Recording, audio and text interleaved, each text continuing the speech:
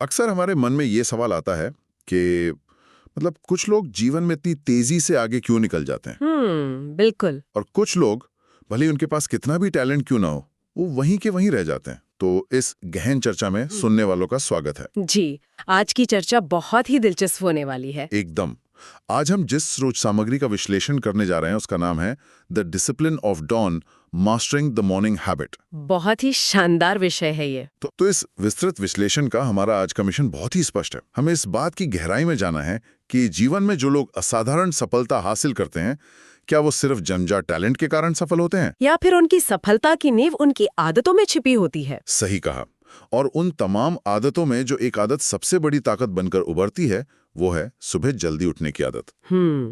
एक ऐसी आदत जिससे हम सभी इंसान कभी ना कभी जूझते जरूर हैं। बिल्कुल जूझते हैं, क्योंकि मतलब सुबह अलार्म बजने से ठीक 5 मिनट पहले वो बिस्तर दुनिया की सबसे आरामदायक जगह लगने लगता है। हाँ, ये तो है। ये एक बहुत ही सटीक अवलोकन है। वो जो सुबह की जद्दोजहद होती है ना, वो बहुत ही मानवीय है। एकदम। आज के इस भागदौड़ भरे जीवन में जहां हर तरफ शोर है, ध्यान भटकाने वाली हजारों चीजें मौजूद हैं, ये समझना बहुत जरूरी है कि सुबह का समय केवल दिन की शुरुआत करने का एक बिंदु नहीं है। तो फिर ये क्या है? ये एक ऐसा समय है जो किसी भी इंसान की पूरी दिनचर्या की मनोवैज्ञानिक दिशा तय करता है। जब हम इस स्रोत सामग्री को देखते हैं तो ये बात उभर कर सामने आती है कि सुबह की शांति और उस समय मिलने वाला एकांत खुद को व्यवस्थित करने का सबसे बेहतरीन अवसर होता है। यानी सफलता और सुबह जल्दी उठने के बीच का ये संबंध केवल कोई संयोग नहीं है। बिल्कुल नहीं। इसके पीछे एक बहुत ही ठोस ढांचा काम करता है। और स्रोत में जो डेटा और विशिष्ट उदाहरण दिए गए हैं वो इस बात को और भी पुख्ता करते हैं। इसमें बताया गया है कि जब दुनिया सो रही होती है तब कुछ लोग अपने सपनों को हकीकत में बदलने के लिए जाग रहे होते हैं। सही बात है। सुबह का वो समय सिर्फ घड़ी की सुइयों का आगे बढ़ना नहीं है। नहीं, ये एक ऐसा निर्बाध समय है जहां कोई बाहरी शोर नहीं होता। जी। स्रोत में इतिहास और वर्तमान के कई सफल लोगों का जिक्र है। जैसे एप्पल के सीईओ टिम कुक की बात करें तो उनकी दिनचर्या की शुरुआत सुबह 4 बजे होती है। 4 बजे। इसी तरह राजनीति के क्षेत्र से भारत के प्रधानमंत्री नरेंद्र मोदी का उदाहरण भी स्रोत में दिया गया है, जो सुबह जल्दी उठने के लिए जाने जाते हैं। जी, ये एक स्थापित तथ्य है। और अगर हम खेल की दुनिया की तरफ देखें तो विराट कोहली का नाम आता है। उनकी सुबह की शुरुआत उनके कड़े फिटनेस अनुशासन के साथ होती है। एकदम सही। तो यहाँ मैं ये सोच रहा था कि टेक्नोलॉजी, राजनीति या खेल, इन बिल्कुल अलग अलग क्षेत्रों के लोगों में ये एक समान आदत हमें क्या बताती है? ये एक बहुत अच्छा सवाल है। क्या ये सिर्फ शांत माहौल का फायदा उठाना है या कुछ और? शांत माहौल इसका सिर्फ एक हिस्सा है। अगर हम इसके पीछे के असल कारण का विश्लेषण करें तो ये प्रोएक्टिव बनाम रिएक्टिव मानसिकता का खेल है। प्रोएक्टिव और रिएक्टिव, इसको थोड़ा और आसान भाषा में समझाएंगी? बिल्कुल। जब कोई इंसान दुनिया के जागने से पहले उठ जाता है तो उसे एक ऐसा समय मिलता है जहां उस पर कोई बाहरी मांग नहीं होती। कोई प्रेशर नहीं होता। कोई फोन कॉल नहीं होते, कोई ईमेल का जवाब तुरंत नहीं देना होता। इसे समझने के लिए हम एक खेल का उदाहरण ले सकते हैं। हाँ, बताइए। जो व्यक्ति दिन शुरू होने के बाद उठता है वो एक गोलकीपर की तरह होता है। गोलकीपर? हाँ, मतलब वो सिर्फ बचाव कर रहा होता है। अचानक से बॉस का ईमेल आ गया, परिवार की कोई जरूरत आ गई और वो बस उन पेनल्टी किक्स को रोकने की कोशिश कर रहा है। अरे वाह, ये बहुत ही बढ़िया तुलना है। और जो इंसान सुबह जल्दी उठता है वो एक स्ट्राइकर की तरह होता है। वो खुद तय करता है कि उसे अपना दिन कैसे खेलना है। क्या बात है। वो अपनी प्राथमिकताओं के अनुसार अपने दिन की रूपरेखा खुद तय करता है, ना कि दुनिया उसे बताती है कि उसे क्या करना है। ये गोलकीपर और स्ट्राइकर वाली तुलना बहुत ही सटीक है और इसी बात को स्रोत में एक बहुत ही दिलचस्प कंट्रास्ट के जरिए समझाया गया है। जी। जहां एक तरफ सुबह जल्दी उठने वाले स्ट्राइकर की तरह खेल रहे हैं, वहीं दूसरी तरफ देर से उठने की सच्चाई बहुत ही अलग बताई गई है। बिल्कुल अलग है। स्रोत के अनुसार जब कोई देर से उठता है तो वो दिन को कंट्रोल नहीं करता, बल्कि दिन उसे कंट्रोल करता है। एकदम सही कहा। और हम सबने कभी ना कभी ये अनुभव किया ही है। अलार्म बजा, इंसान देर से उठा और अचानक से उसे एहसास होता है कि समय ही नहीं बचा है। हाँ, और फिर फोन उठाते ही नोटिफिकेशंस की बाढ़ आ जाती है। बिल्कुल। हर काम में जल्दबाजी होती है और दिमाग में सुबह सुबह ही तनाव का एक भारी स्तर बन जाता है। और उस तनाव का एक बहुत ही स्पष्ट जैविक कारण भी है। वो कैसे? जब कोई व्यक्ति अचानक से हड़बड़ाहट में उठता है और तुरंत अपने फोन या काम की तरफ भागता है तो उसके शरीर में कॉर्टिसोल नामक स्ट्रेस हार्मोन का स्तर एकदम से बढ़ जाता है। अच्छा, कॉर्टिसोल? हाँ, तो जब दिन की शुरुआत ही भागदौड़ और अफरा-तफरी से होती है, तो व्यक्ति पूरे दिन सिर्फ चीजों के पीछे भागता ही रहता है। यानी वो बस रिएक्ट करता रहता है। जी, उसका दिमाग सर्वाइवल मोड या संकट की स्थिति में चला जाता है। स्रोत में ये बहुत ही स्पष्ट रूप से रेखांकित किया गया है कि इसी जल्दबाजी और नियंत्रण की कमी के कारण एक अजीब सा एहसास होता है। कैसा एहसास? जब दिन खत्म होता है तो अक्सर ये लगता है कि आज पूरे दिन काम तो बहुत किया, लेकिन कुछ सार्थक या खास नहीं कर पाया। ये तो बहुत लोगों के साथ होता है। व्यक्ति मानसिक रूप से थक जाता है, लेकिन उसे किसी महत्वपूर्ण काम के पूरा होने की संतुष्टि नहीं मिलती। ये सर्वाइवल मोड वाली बात ये स्पष्ट करती है कि क्यों देर से उठने वाले लोग अक्सर चिड़चिड़े महसूस करते हैं। बिल्कुल। इसी संदर्भ में इस स्रोत का एक बहुत बड़ा निष्कर्ष सामने आता है कि जो इंसान सुबह 5 बजे उठता है, वो सुबह 8 बजे तक अपना आधा दिन जीत चुका होता है। ये विचार सच में काफी दिलचस्प है। मुझे भी ये बहुत प्रभावशाली लगा। जब बाकी लोग बस बिस्तर से उठकर अपनी आंखें मल रहे होते हैं, तब तक 5 बजे उठने वाला व्यक्ति अपने दिन के सबसे महत्वपूर्ण काम पूरे कर चुका होता है। एकदम सही। लेकिन यहाँ एक सवाल ये भी आता है कि क्या सिर्फ 5 बजे उठ जाना ही काफी है? क्योंकि कई लोग जल्दी उठकर भी अपना समय टीवी देखने या फोन चलाने में बर्बाद कर सकते हैं। हाँ, ये एक बहुत ही महत्वपूर्ण बिंदु है। केवल बिस्तर से बाहर आ जाना सफलता की गारंटी नहीं है। तो फिर असली चाबी क्या है? उस समय का ढांचा या स्ट्रक्चर क्या है, ये ज्यादा मायने रखता है। सुबह 8 बजे तक आधा दिन जीत लेने का मतलब है मोमेंटम या गति हासिल करना। मोमेंटम, हाँ। जब किसी इंसान ने सुबह सुबह ही कुछ चुनौतीपूर्ण और सार्थक काम कर लिया, तो उसके दिमाग में डोपामाइन रिलीज होता है, जो उपलब्धि का हार्मोन है। यानी एक तरह का मानसिक इनाम मिल जाता है। जी, ये एक मानसिक जीत है जो बाकी के दिन की चुनौतियों का सामना करने के लिए एक मजबूत आधार तैयार करती है। और उस समय का सही इस्तेमाल कैसे हो, इसके लिए स्रोत में एक बहुत ही व्यवहारिक ढांचा दिया गया है, जिसे 20-20-20 का नियम कहा गया है। हाँ, ये नियम बहुत प्रभावी है। तो चलिए इस 60 मिनट के जादुई फॉर्मूले को थोड़ा खोलकर समझते हैं। स्रोत के मुताबिक इसमें पहले 20 मिनट व्यायाम या एक्सरसाइज के लिए रखे गए हैं। बिल्कुल। लेकिन यहाँ एक व्यावहारिक सवाल ये उठता है कि क्या सच में कोई इंसान सुबह 5 बजे उठते ही तुरंत भारी वजन उठा सकता है या लंबी दौड़ पर जा सकता है? ये सुनने में थोड़ा मुश्किल लगता है। ये शंका बिल्कुल स्वाभाविक है, लेकिन यहाँ व्यायाम का मतलब तुरंत कोई हैवी वेट लिफ्टिंग या इंटेंस जिम सेशन करना नहीं है। अच्छा, तो फिर क्या करना चाहिए? इन पहले 20 मिनटों का मूल उद्देश्य शरीर को जगाना और रक्त संचार को बढ़ाना है। जब इंसान सोकर उठता है तो शरीर सुस्त होता है, तो हल्की स्ट्रेचिंग, योग या थोड़ी सी तेज चाल भी इस उद्देश्य को पूरा कर सकती है। यानी बस शरीर की सुस्ती तोड़नी है। जी, इसके पीछे का विज्ञान ये है कि शारीरिक गतिविधि से दिमाग में BDNF नाम का एक प्रोटीन रिलीज होता है। BDNF? हाँ, ब्रेन डिराइव्ड न्यूरोट्रॉफिक फैक्टर। इसे अक्सर दिमाग के लिए उर्वरक या फर्टिलाइजर कहा जाता है। क्या बात है! यह मानसिक सुस्ती को दूर करता है और फोकस को तेज करता है।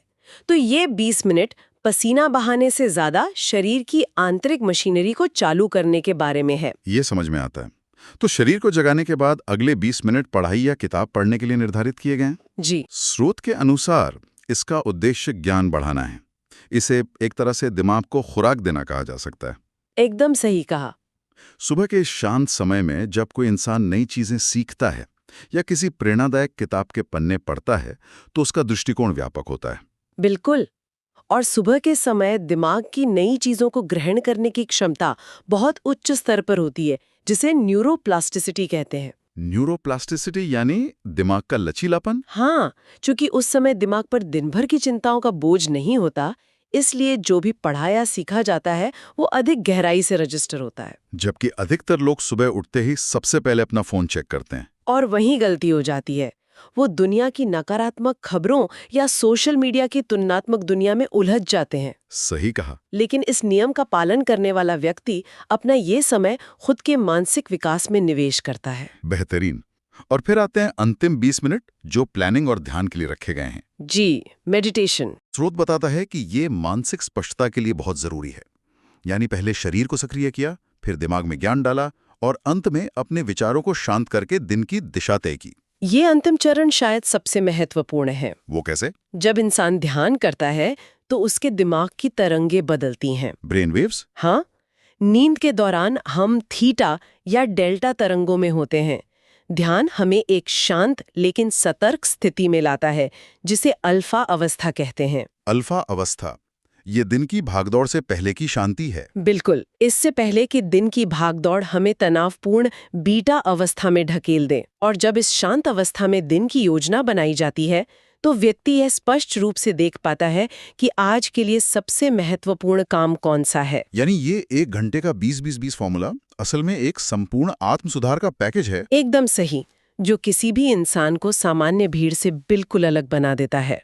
ये तो हुई उस सुनहरे घंटे या गोल्डन आवर की बात, लेकिन यहाँ तक पहुँचने के लिए एक बहुत बड़ी बाधा को पार करना होता है। और वो बाधा क्या है? स्रोत ने उस मनोवैज्ञानिक पहलू पर भी बहुत दिलचस्प रोशनी डाली है। ये चर्चा सिर्फ समय प्रबंधन की नहीं है, बल्कि ये सेल्फ कंट्रोल यानी आत्मनियंत्रण के सबसे बड़े परीक्षण की है। जी, जब सुबह अलार्म बजता है तो वो दिन का सबसे निर्णायक क्षण होता है। बिल्कुल होता है। और यहाँ अक्सर हमारा दिमाग एक बहुत ही चालाक वकील बन जाता है, जो ये साबित करने के लिए 10 तरह की दलीलें पेश करता है कि 15 मिनट और सोना क्यों बहुत जरूरी है। वो जो वकील वाला रूपच है ना, हाँ, वो बिल्कुल सटीक है ना? विज्ञान की भाषा में इसे स्लीप इनर्शिया कहते हैं। Sleep inertia. हाँ, जब अलार्म बजता है और कोई इंसान स्नूज बटन दबाकर वापस सो जाता है, तो वो असल में एक नया नींद का चक्र शुरू कर देता है। अच्छा, एक नई स्लीप साइकिल। जी, और समस्या ये है कि ये नया चक्र पूरा नहीं हो पाता, क्योंकि कुछ मिनटों बाद अलार्म फिर बज जाता है। ओहो, मतलब नींद टूट जाती है बीच में। बिल्कुल।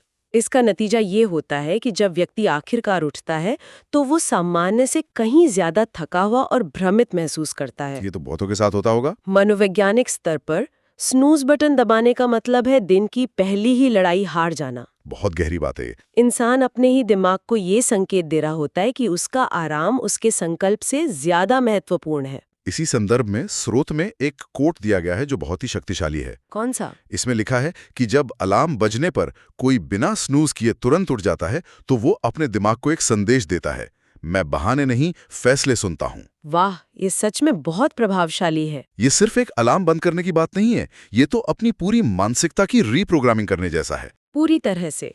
इसे मनोविज्ञान में माइक्रो हैबिट्स या छोटी आदतें कहा जाता है। माइक्रो हैबिट्स यानी छोटी शुरुआत। हाँ, अलार्म बजने पर तुरंत उठना एक बहुत छोटी सी क्रिया है, लेकिन ये अवचेतन मन को एक बहुत शक्तिशाली संदेश भेजती है कि मैं जो ठान लेता हूँ वो करता हूँ। बिल्कुल।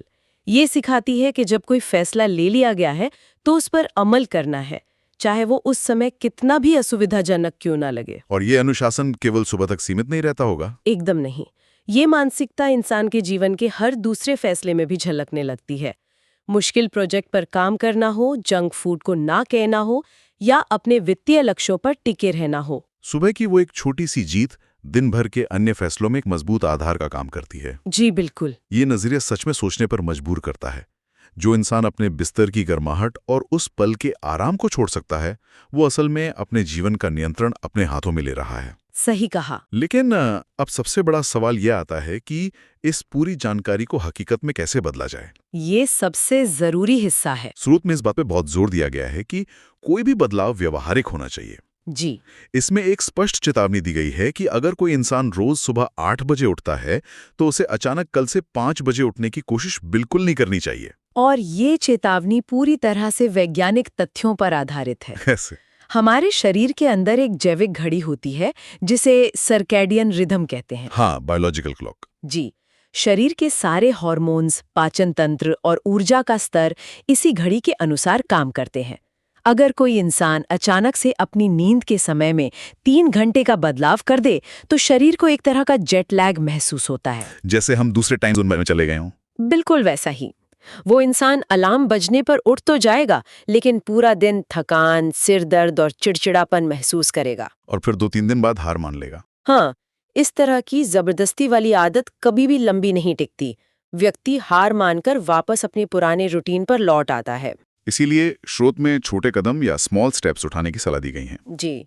आदतों को धीरे धीरे बदलना ही उन्हें स्थायी बनाने का तरीका है। इसमें कुछ बहुत ही स्पष्ट और व्यवहारिक तरीके बताए गए हैं। जैसे कि 15 मिनट वाला नियम। बिल्कुल। सबसे पहला तरीका है कि केवल 15 मिनट पहले उठने का लक्ष्य रखा जाए। अगर कोई 8 बजे उठता है तो कल के लिए 7:45 का अलार्म सेट करें। ये बहुत ही प्रैक्टिकल अप्रोच है। जब शरीर को इसकी आदत हो जाए तो इसे 15 मिनट और कम कर दें। इस तरह से शरीर को बदलाव के लिए पर्याप्त समय मिल जाता है। ये 15 मिनट का नियम शरीर की जैविक घड़ी को बिना कोई बड़ा झटका दिए धीरे धीरे रीसेट करने का सबसे सुरक्षित और प्रभावी तरीका है। और इसके अलावा स्रोत में रात को जल्दी सोने की आदत डालने पर भी बात की गई है। हाँ, ये तो एक साधारण सा गणित है। कोई भी इंसान नींद से समझौता करके लंबे समय तक जल्दी नहीं उठ सकता। सही बात है। अगर 5 बजे उठना है तो रात को 9:30 या 10 बजे तक सो जाना आवश्यक है, ताकि शरीर को पर्याप्त आराम मिल सके। बिल्कुल। और अच्छी नींद के लिए जो 2 सबसे दिलचस्प सुझाव स्रोत में दिए गए हैं वो हमारे आज के लिए लाइफस्टाइल पर सीधा प्रहार करते हैं। वो कौन से हैं? पहला सुझाव है सोने से पहले फोन को खुद से दूर रखना। ये तो बहुत जरूरी है आज के समय में। और दूसरा है अलार्म को बिस्तर से इतनी दूर रखना कि उसे बंद करने के लिए शारीरिक रूप से उठकर जाना पड़े। ये सुनने में बहुत ही साधारण लगता है, लेकिन शायद सबसे ज्यादा कारगर भी यही है। मुझे भी यही लगता है। ये दोनों ही तरीके बहुत ही तार्किक हैं।